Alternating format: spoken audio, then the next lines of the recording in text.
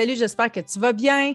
Trop souvent, je vois des femmes entrepreneurs qui ont hâte, qui s'impatientent d'avoir la bonne stratégie de contenu. Une stratégie fluide, alignée, simple, efficace. Mais le problème, c'est qu'on essaie d'aller trop vite. Si tu te reconnais là-dedans, je t'invite à écouter cette courte vidéo. Mon nom est Marie-Pierre Girard-Morin, je suis coach en marketing d'attraction pour les femmes entrepreneurs. Je peux t'aider à clarifier ton message et bien saisir le parcours client pour créer la connexion avec ta clientèle cible, bâtir une communauté engagée et faire grandir ton entreprise. La première étape, c'est ton mindset. Tout part de soi. On a beau essayer de changer tout ce qui nous entoure, ça part de nous. On est notre brand, on est notre marque, on est notre entreprise. Donc, pour un mindset sain, pour parvenir à graver les échelons, pour avoir une stratégie alignée, efficace, simple et vraiment plaisante, idéalement, il ne faut pas avoir peur de se tromper. Il faut laisser aller les jugements. Il faut arrêter d'obséder avec le nombre de vues, le nombre d'abonnés. Est-ce que tu veux être populaire ou est-ce que tu veux accroître ta notoriété? Être populaire, c'est une chose, mais le nombre de likes ne mettra pas du pain sur ta table. Recevoir des messages de gens qui disent que tu les inspires, qui veulent travailler avec toi, ça, c'est autre chose. Quelqu'un qui prend un rendez-vous avec toi. On est ailleurs. Te faire référer, avoir des ambassadeurs, des ambassadrices. Ça, c'est quelque chose. Ça, c'est puissant. Aussi, ce que je vois, là, on tombe dans les excuses, c'est qu'il y a trop de compétition. La compétition n'arrêtera jamais d'exister. Idéalement, tu connais ta valeur et puis tu vois ta concurrence comme peut-être des gens qui peuvent t'inspirer, des futurs collaborateurs, pas une menace. Aussi, ce qui va te servir, c'est d'avoir de la patience. On est dans un monde où tout file à 100 000 à l'heure, mais il faut savoir respecter le client et son rythme. Donc, la patience va t'amener plus loin à long terme.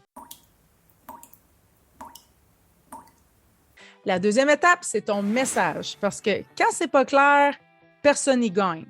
Tu vas attirer les mauvais clients, donc ça va te prendre du temps et de l'énergie à expliquer ce que tu fais, à peut-être essayer de convaincre que ce soit moins naturel car finalement, tu n'as pas attiré les bonnes personnes. Pour un message clair, tu dois absolument te nicher. Si tu parles à tout le monde, tu parles à personne. Ah, ben oui, mais mon produit ou mon service, ça peut servir à plein de gens. OK, fine. Mais crée ton avatar, ton persona, ton client idéal. Ça, c'est un exercice qui ne se fait pas en 5 minutes sur le coin d'une table. Il faut que tu connaisses exactement les souffrances, les désirs, la situation, l'état d'esprit de ton client idéal pour que quand tu lui parles, cette personne se reconnaisse et se dise « Elle me comprend, c'est de moi qu'elle parle, c'est clair. Je veux travailler avec cette personne-là parce qu'elle me comprend. Les gens veulent être compris. » Un message qui manque de clarté va te faire perdre temps et énergie, puis ça va créer de la frustration, puis ça peut même jouer sur ta confiance. Troisième étape pour un marketing réussi, c'est ton branding. Ça va bien au-delà de tes polices de caractère, ton logo et tes couleurs. Par branding, ta marque, on parle de ta tonalité, ton style vestimentaire, tes expressions, ton accent, ton dialecte, l'expérience que tu offres à ton client. Est-ce que tu fais des touches personnalisées? Est-ce que tu t'assures que les clients sont répondus en dedans de quelques minutes? Est-ce que tu signes des choses à la main? Tout ça, ça fait partie de ton branding. La quatrième étape, c'est ton influence. Tu veux un message clair, mais tu veux être capable de persuader les gens. Attention, nuance, ça ne veut pas dire manipuler. Je ne crois pas à ça du tout.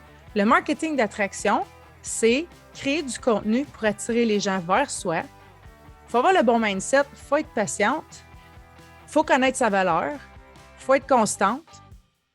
D'avoir de l'influence, c'est que les gens passent de « Ah, cette personne m'inspire » à « Oh, cette personne-là peut m'aider et je veux travailler avec elle. » Mais le langage d'influence, ça s'apprend et ça se pratique. Et ça ne va pas juste te servir dans ta business, ça va te servir dans ta vie personnelle. Si tu veux obtenir des faveurs de ton partenaire, si tu veux avoir la collaboration de tes enfants, il y a un travail à faire là. Finalement, étape numéro 5, c'est la stratégie. Après avoir travaillé et nourri ton mindset, après avoir clarifié ton message, peaufiner ton branding, développer ton langage d'influence, maintenant, on peut parler de stratégie. Est-ce que tu vas miser sur une stratégie de contenu? Est-ce que tu veux ajouter de la publicité à ça? Est-ce que tu veux être trouvé sur Google? Est-ce que tu veux miser sur les réseaux sociaux? Est-ce que tu veux te bâtir une liste de courriels? Est-ce que tu veux déléguer? Est-ce que tu veux apprendre à le faire? Qu'est-ce que tu veux déléguer? Pour quelle tâche marketing? Est-ce que tu as un talent naturel qu'on peut aller travailler ça puis amener ça au prochain niveau?